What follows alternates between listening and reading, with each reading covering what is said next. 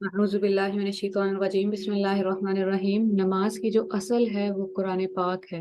नमाज का मकसद ये है कि हमें कुरान पाक, जो असल मकसद था कि हमें कुरान पाक समझ आया हुआ हो, हमें कुरान पाक का कुछ हिस्सा याद हो। वैसे तो जो जब कुरान पाक नाजिल हो रहा था तब तो सभी हाफिज कुरान थे ना, सबको ही कुरान पाक याद था।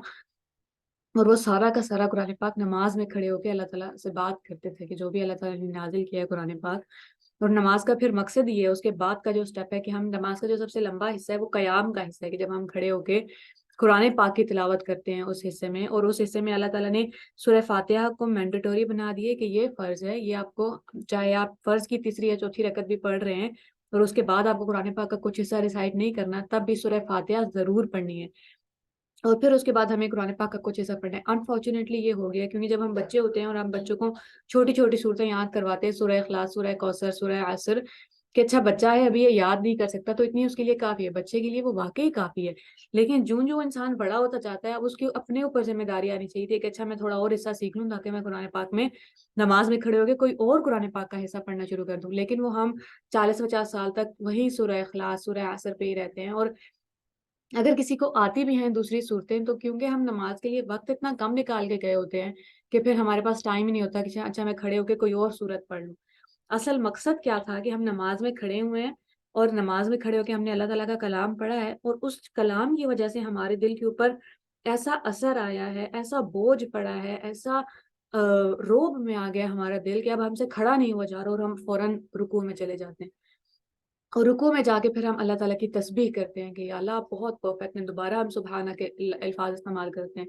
तो अब नमाज में खड़े होके सना के बाद, अल्लाह ताला की तारीफ करने के बाद, दुआ का भी रसूलुल्लाह सल्लल्लाहु अलैहि वसल्लम ने जो हमें तरीका सिखाया है वो यही सिखाया है कि आप पहले वो ज़ाहिर है हम दरूद शरीफ पढ़ते हैं, आयतल कुर्सी पढ़ते हैं, पहले अल्लाह ताला की तारीफ करें और फिर इस्तगफार और फिर दुआ मांगे। इस्तगफार शायद मैं अगला पार्ट भूल रही हूँ लेकिन पहला पार्ट यही है कि हम अल्लाह ताला की तारीफ करें।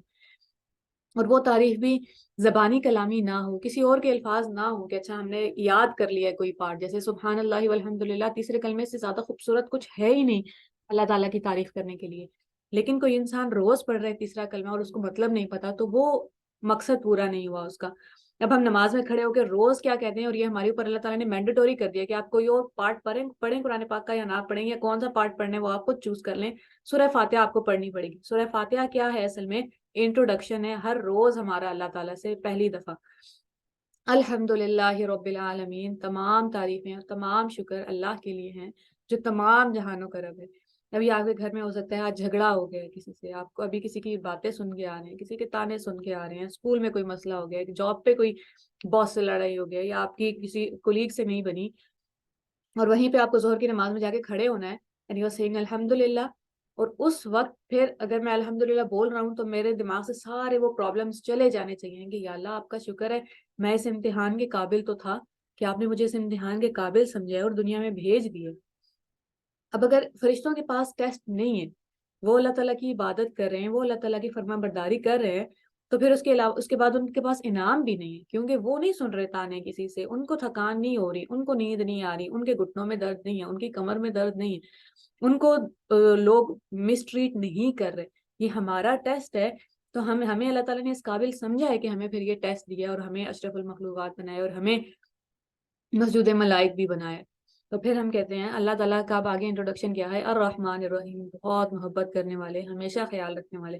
अब कल मैंने अर्रहमान को डिफाइन किया था कि अल्लाह ताला कहते हैं वूम्ब ऑफ द मदर से कि जो औरत है उसका नाम अल्लाह ताला कहते हैं कि मैंने अपने नाम पे तुम्हारा नाम रखा है।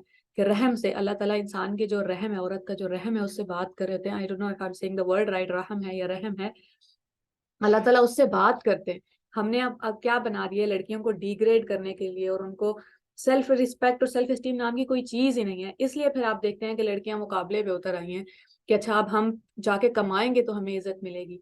नहीं, अल्लाह ताला ने आपको घर बैठे भी इज्जत दे दी थी। मैं ये नहीं कह रही कि कमाना नहीं चाहिए, मैं खुद भी जॉब करती हूँ, बस बात ये है कि कहीं आप इसलिए तो नहीं कर रहे कि अच्छा मैं अभी कमतर दर्जे पे हूँ, अब अगर मैं लड़कों के बराबर आ गई तो मुझे कोई मकाम मिल जाएगा। नहीं, अल्लाह ताला ने दोनों को इक्वल ही बनाया है, बस रोल्स दोनों के डिफरेंट है। तो उसमें मुकाबलाबाजी हो ही नहीं सकती, बराबरी पे तो दोनों आ ही नहीं सकते। वो दोनों मुकम्मल करेंगे एक दूसरे को, अपनी अपनी रिस्पॉन्सिबिलिटी निभा के, तभी मुआशरा चलेगा। तो रहमान जैसे अल्लाह ताला, कल भी मैंने बोला था कि जैसे अल्लाह ताला ایک بچے کی حفاظت کر رہے ہوتے ہیں، ایک بچے کی پرورش کر رہے ہوتے ہیں، ایک بچے کا خیال رکھ رہے ہوتے ہیں جب وہ ڈیولپ ہو رہا ہوتا ہے، اور اس بچے کو کوئی ہوش نہیں ہے، وہ اپنا کوئی خیال رکھ ہی نہیں سکتا، اس کے تو سینسز بھی ابھی تک ڈیولپ نہیں ہوئے، ویسے ہی دنیا میں آنے کے بعد بھی ہر دن اللہ تعالیٰ انسان کا خیال رکھ رہے ہوتے ہیں۔ الرحیم کا مطلب ہے کانسٹنٹ، کہ الرحمن میں شدت ہے، الرحیم میں کانسٹنسی ہے، کہ وہ ہمیشہ برقرار رہتا ہے، وہ پیار اور محبت چاہتا نہیں ہے۔ مالک یوم الدین، لیکن اس پیار محبت سے اس کا کوئی غلط فائدہ نہ اٹھائے، قیامت والے دن ہے، اس دن انصاف بھی کرنا ہے اللہ تعالیٰ نے۔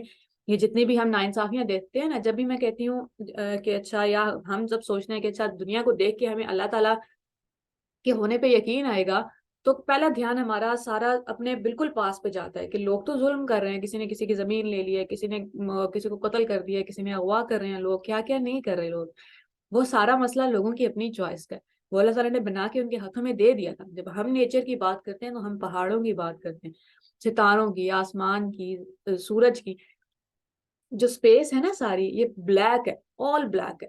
ہمارا آسمان نیلا کیوں دکھ رہا ہے؟ اصل میں یہ آسمان نیلا نہیں ہے، یہ پانی کی ریفلیکشن ہے۔ اور صرف آسمان نیلا بھی نہیں ہے، جو لوگ روز آسمان دیکھتے ہیں وہ سمجھتے ہیں کہ اچھا روز کبھی آپ کو اورنج کلر نظر آ رہا ہوتا ہے، کبھی گریش نظر آ رہا ہوتا ہے، کتنے کتنے طرح کے، جب سورج ڈوب رہا ہوتا ہے طلوع ہوتے ہوئے، تو میں نے کبھی دیکھا نہیں کہ مطلب اس طرح اتنے بڑے ویو پہ جب غروب ہو رہا ہوتا ہے تو 10 طرح کے کلر آپ کو آسمان پہ نظر آ رہے ہیں۔ وہ صرف خوبصورتی کے لیے، کہ انسان اگر دنیا پہ آیا ہے تو اللہ تعالیٰ نے اس دنیا کو اتنا ہی خوبصورت بھی بنایا ہے کہ اچھا آپ کو دنیا دیکھ کے اللہ تعالیٰ کے ہونا سمجھ آ جائے، اور پھر اللہ تعالیٰ کے انصاف پہ بھی یقین آ جائے، اور پھر ہم کہتے ہیں ایاک نعبد و ایاک نستعین۔ اتنی ساری باتیں ہمیں آپ کے بارے میں پتہ چل گئی ہیں۔ اللہ تعالیٰ روز نماز میں کھڑے ہو کے ہم دعویٰ کر رہے ہیں کہ میں صرف آپ کی عبادت کرتا ہوں، میں صرف آپ سے مدد مانگتا ہوں، میں اپنے کسی چچا، تایا، کزن کا محتاج نہیں ہوں۔ اللہ تعالیٰ مجھے ان کی مدد نہیں چاہیے، سارے چھوڑ جائیں تو چھوڑ جائیں، بس مجھے آپ کی ہی مدد چاہیے۔ اہدنا الصراط المستقیم۔ اب کوئی انسان 20 سال سے قرآن پاک پڑھ رہا ہے، 20 سال سے قرآن پاک کی تفسیر کر رہا ہے، اس نے تبلیغ میں 40 سال لگا دیے ہیں، وہ بھی روز کھڑے ہو کے وہی دعا مانگتا ہے جو آج 10 سال بعد نماز پڑھنے والا نمازی مانگ رہا ہے، اہدنا الصراط المستقیم۔ ہدایت کسی کی وراثت نہیں ہے، ہدایت کسی کی جائیداد نہیں ہے کہ اچھا میں تو اب ہدایت پہ آ گیا ہوں، اب تم سارے بھی ہدایت پہ آ جاؤ۔ اس ایٹیٹیوڈ سے آپ بات ہی نہیں کر سکتے کبھی۔ ہمیں نہیں پتا کہ آج کل والا دن، اگلا دن کسی کا کیسا ہونے والا ہے، کس کا دل کہاں بھٹک جائے گا، کون راستے سے کہاں نکل جائے گا۔ روز ہمیں کھڑے ہو کے دوبارہ ہدایت مانگنی پڑتی ہے کہ اللہ مجھے سیدھے راستے پہ چلائیں، اور پھر ہم ڈیفائن کرتے ہیں، اور پورا قرآن پاک اس ایک آیت کی تفسیر ہے کہ سیدھا راستہ کیا ہے۔ پورا قرآن پاک بس ہمیں یہی سے بتائے گا جو ہم اللہ تعالیٰ سے مانگتے ہیں سورہ فاتحہ میں، اور اللہ تعالیٰ نے ہی سکھایا ہے کہ مانگنا کیسے ہے۔ صراط الذین انعمت علیہم، ان لوگوں کا راستہ جن پر آپ نے انعام کیا۔ پھر اللہ تعالیٰ ہمیں پیغمبروں کی سٹوری سناتے ہیں، پھر اللہ تعالیٰ ہمیں حضرت نیک لوگوں کی سٹوری سناتے ہیں۔ حضرت موسیٰ علیہ السلام کی والدہ کی سٹوری ہے، وہ پروفٹ تو نہیں تھی، لیکن جتنے بھی، حضرت لقمان کی سٹوری ہے، وہ بھی پروفٹ نہیں تھے۔ تو جتنے بھی اچھے لوگ دنیا سے جا چکے ہیں، پھر اس کی کہانی اللہ تعالیٰ میں سناتے ہیں کہ یہ ہے نیک لوگ، ان کے راستے پہ آ جاؤ۔ پھر ان لوگوں کی جب آپ کہانیاں سنتے ہیں تو آپ کو پتہ چلتا ہے کہ ان کی زندگی ایک سموتھ رائڈ نہیں تھی، مشکل کے اوپر مشکل کے اوپر مشکل، پریشانی پریشانی پریشانی۔ رسول اللہ صلی اللہ علیہ وآلہ وسلم کا وہ حدیث بھی ہے کہ جتنی پریشانیاں پچھلے سارے پیغمبروں پہ نازل ہوئی تھی، جتنی سختیاں، جتنے امتحانوں سے وہ گزرے تھے، مجھ اکیلے پہ وہ سارے امتحان گزر گئے ہیں۔ اور ایک اور حدیث بھی ہے کہ اگر تمہیں اپنے غم کبھی زیادہ لگنے لگے اور تم سے اس کا بوجھ نہ اٹھایا جائے، مفہوم اس کا میں بتا رہی ہوں، تو میرے غموں کو دیکھ لیا کرو، تمہیں اپنے غم کم لگنے لگیں گے۔ تو وہ اللہ تعالیٰ نے بتایا ہے پھر کہانیاں کہ اچھا یہ لوگ ہیں نام والے، لیکن پھر ان کی زندگی اتنی ہی مشکل تھی۔ غیر المغضوب علیہم، اللہ تعالیٰ ان لوگوں کا راستے پہ ہمیں نہیں چلانا جن پہ آپ غصہ ہو گئے ہیں، ولا الضالین، نہ بھٹکے ہوئے لوگوں کے راستے پہ۔ یہ نماز کا اسینشیل حصہ ہے، ضروری حصہ ہے، اور قیام اصل نماز ہے جہاں پہ آپ کھڑے ہوتے ہیں اور قرآن پاک پڑھتے ہیں۔ اللہ کرے کہ ہم، کیونکہ ابھی ترجمے میں آپ کو روز ورڈ یاد نہیں رہتے، ہو سکتا ہے آپ چھوٹ سب ایک بک لے لیں، یا آج کل تو انٹرنیٹ پہ ہر چیز کا ترجمہ ہے، آپ روز ترجمہ پڑھتے جائیں تاکہ وہ لفظوں کا ترجمہ دماغ میں بیٹھ جائے، اور پھر جب ہم نماز میں کھڑے ہو کے الحمدللہ بول رہے ہوں، اور پھر ہمیں مطلب واقعی میں سمجھ آئے، پھر جو ہمارے اوپر سوسائٹی نے بوجھ ڈال کے ہماری کندھے توڑ دی ہیں اور ہماری کمریں توڑ دی ہیں، کھڑے ہو کے نماز میں وہ سب ہلکا ہو جائے، سب لائٹ ہو جائے۔ نہیں، اللہ تعالیٰ آپ کا شکر ہے، آپ نے مجھے اس امتحان کے قابل تو سمجھا کہ میں یہاں پہ کھڑا ہوا ہوں اور یہ باتیں سن رہا ہوں اور یہ ٹیسٹ دے رہا ہوں اور ان مشکلوں سے گزر رہا ہوں۔ تو اللہ تعالیٰ کرے کہ ہمیں اصل معنوں میں نماز پڑھ سکے، اور ہماری نماز میں پھر وہ تعلق قائم ہو جو اصل مقصد ہے۔ صلاۃ جس تعلق کو کہتے ہیں، وہ اللہ تعالیٰ سے ہمارا تعلق قائم ہے۔ السلام علیکم۔